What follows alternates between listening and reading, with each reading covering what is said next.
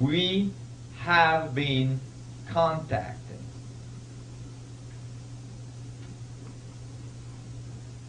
Um, 2 summers ago, this crop circle occurred. It's the only crop circle that ever made it to the mainstream media news all around the world. I had friends calling me from the eastern U.S. telling me, I just saw a crop circle on the 5 o'clock news. The reason why this crop circle made it to the 5 o'clock news around the world is because it occurred in the middle of a rainstorm. It rained all night. Cats and dogs. And in the morning, this crop circle was there in this field. The largest crop circle ever to occur. 409 circles. It's enormous. And basically, it told the world crop circles are not just hoax. There is crop circles that are not hoaxes. Well, the next crop circle about after this one did not make the mainstream news around the world, most likely because it was too shocking. The next crop circle that occurred was a reply to this. In 1972, Carl Sagan and other physicists, astrophysicists, figured that we had just finished building the Arecibo radio telescope, the largest radio telescope on Earth, and we had the opportunity to send a very strong signal into the universe that could reach a faraway planet one day. And maybe they would decode the signal and then send the signal back. And then it would reach our planet one day. And we would know that there's living entities out there. But that would take a few thousand years. They still decided to send a signal to give a chance to our grandchildren to get, a chance to have a talk with other beings out there. So they figured out a way to send a signal that would be the easiest for others to decode. They use a binary code of 1s and 0s, just like a computer, and that can be transferred to a punch card, just like a computer punch card. Okay? And what does it say? It says, we're made out of carbon. This is our chart of elements. This is our DNA. We have a small head, big body. We live on the 3rd planet from our sun. And you see that's the sun, that's the 3rd planet we live on. And this is the Arecibo radio telescope we're sending this with. This is the technology we're sending this with, a radio telescope. So they sent it in 1972, and 2 summers ago, across a radio telescope commonly hired by SETI to listen for a reply, came 2 crop circles, one being a reply to the Arecibo radio telescope signal, and the other one being a nice little mugshot.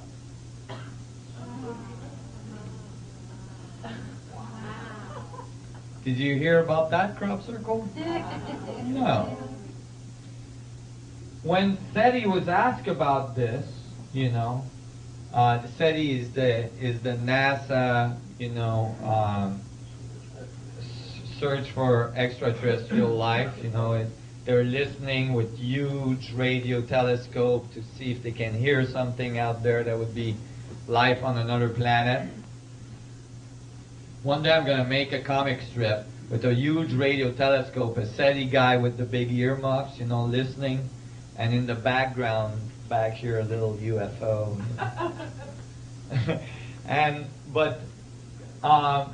When they saw this, they said, well, it's got to be a hoax.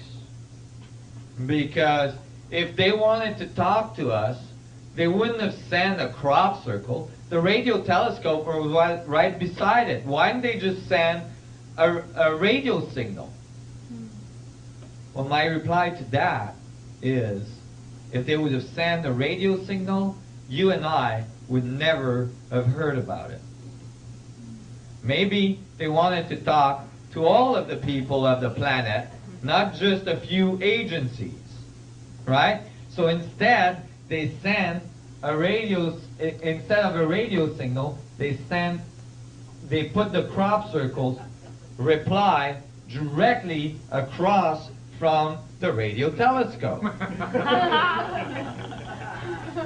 And you got to realize that here you have a governmental installation that has infrared cameras, guards, and all of this. Nobody saw nothing, right? And it's not like Doug and Dave can go in that field and do that all night and nobody noticed.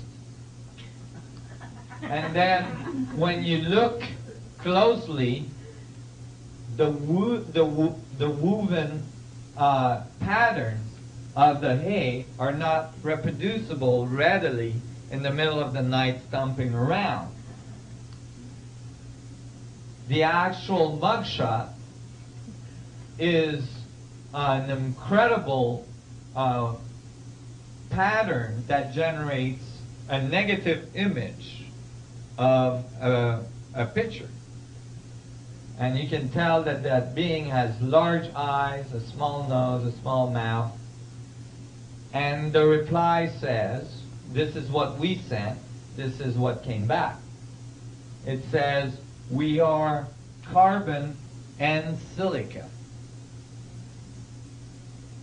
Our table of elements is very similar. It says we have a 3-strand DNA structure. It says we have a big head and a small body. We live on 3 of the planets of our solar system. The third one has 4 moons. And this is the technology we're sending this way. Now, this is not subject to interpretation. This is a binary code. They're talking to us directly. Okay? Now, when I saw this, I got really excited because I'm like, oh my God, they give us a blueprint of their technology. It's right there on the bottom. I'm like, whoa, what is this? Well, the resolution is really poor, so you can't tell what the heck it is. Well, they thought about that. They were nice about that. Because a year prior to this reply to the Arecibo message, in the exact same field, a year to the date of the reply, prior to the reply, to the date, this crop circle occurred, which is exactly what's at the bottom of the reply. Just to make sure we had a high resolution blueprint of how they're using their technology. Here's your radio telescope. It's the exact same installation. You can see here the fence, you know, and all the security equipment. And this is right across from it. And that's what it looks like. Fractal tetrahedron geometry spheres. Everything we've been discussing this morning. So here, they're telling us directly, and notice, you know, that the sphere are fractalizing to smaller and smaller outside and fractalizing towards singularity on the inside. Now, that's just incredible. And that's not the only thing they've been contacting us with. A year after the Arecibo message reply, to the date, so this was a year prior, right? So the Arecibo message came in. At the bottom of the Arecibo message, there was a technology which they had put a year prior, right? Now we're going to go a year after. So last summer, midsummer, a crop circle occurred exactly the same day, but a year later. And this one was an enormous crop circle. Almost 2 football field long. Again, across a large installation communication antenna, which has security all around it. Right across road, this is a huge crop circle. Can everybody see what it is? It's the side view of an alien head with a big eye, the nose, the mouth. Can everybody see that? Not fully. Oh, yeah. Can you see it better here? See his eye, his nose, his mouth. And look up here in front. He's got a hand like this. Right? It's the other hand. Right? Like this. And he's holding on to a CD. That's his thumb here, and that's his hand. Okay? He's holding on to a CD. They figured those guys are at CD technology level. We'll burn them one. So they burned us a CD, and sure enough, on the CD is a string of a binary code. What happens when you play that CD? Well, that binary code was decoded, and here's what it says. Be aware of false gifts, they're broken promises. This was last summer. Have we seen broken promises this year?